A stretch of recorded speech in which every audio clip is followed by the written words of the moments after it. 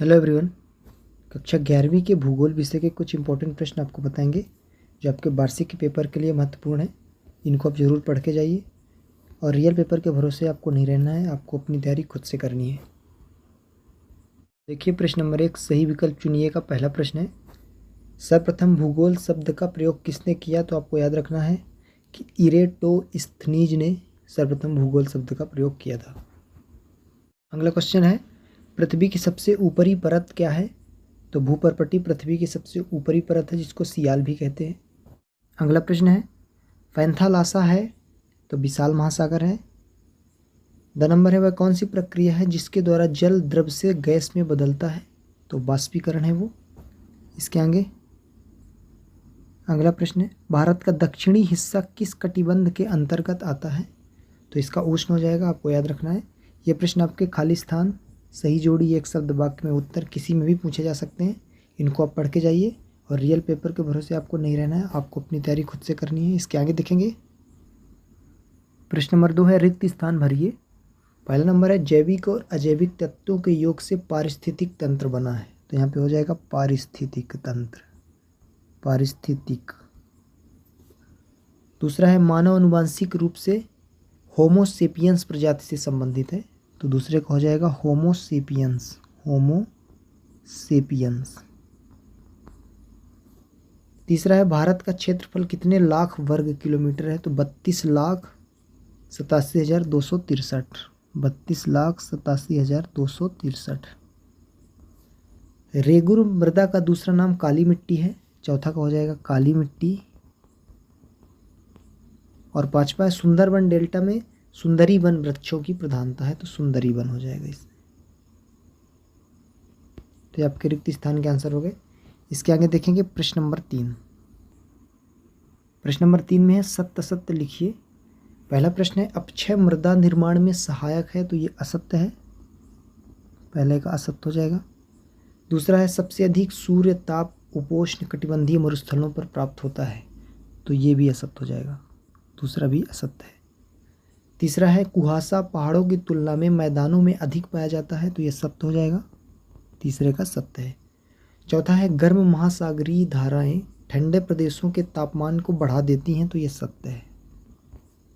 और आखिरी है पांचवा, बांगर नया जलोढ़ा है। तो ये असत्य हो जाएगा। इसके आगे प्रश्न नंबर 4 है, एक वाक्य या शब्द में उत्तर लिखिए। पहला है, अनाच्छादन का शाब्दिक अर्थ क्या है? तो इसका हो जाएगा, भूपटल पर परिवर्तन लाने वाली प्रक्रियाओं का समूह है। भूपटल पर परिवर्तन लाने वाली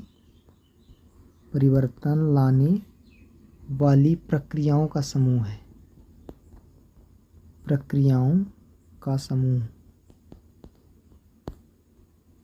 दूसरा है, पर्यावरण संरक्षण की अंतर्राष्ट्रीय संस्था IUCN का पूरा नाम लिखिए। तो इसका हो जाएगा अंतर्राष्ट्रीय प्रकृति संरक्षण। दूसरे का हो जाएगा अंतर्राष्ट्रीय प्रकृति संरक्षण।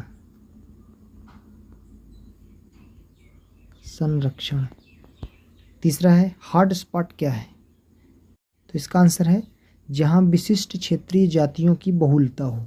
जहां विशिष्ट क्षेत्रीय जातियों की बहुलता हो, क्षेत्रीय जातियों की बहुलता हो।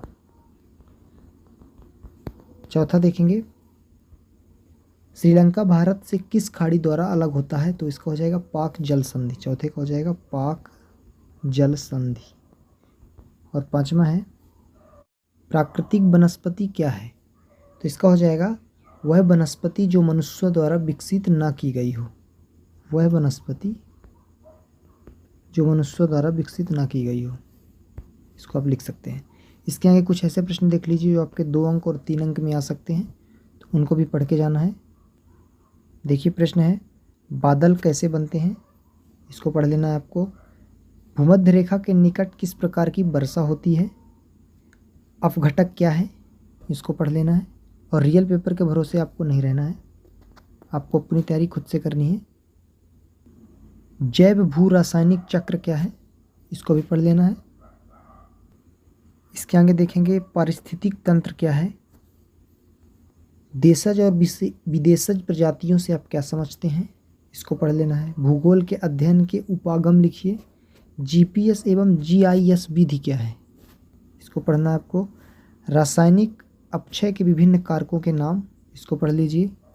इसके आगे मृदा निर्माण के प्रमुख कारकों के नाम लिखिए। समुद्री लहरों की 3 विशेषताएं, ज्वार भाटा के 3 महत्व, पृथ्वी की आंतरिक संरचना पढ़ देनी है चित्र सहित। इसके अलावा आपको अपनी तैयारी खुद से करनी है, रियल पेपर के भरोसे आपको नहीं रहना है। तो ये कक्षा 11वीं के कुछ इंपॉर्टेंट प्रश्न थे ज्योग्राफी भूगोल विषय के, तो इनको पढ़ लीजिए और अपनी तैयारी खुद से करिए।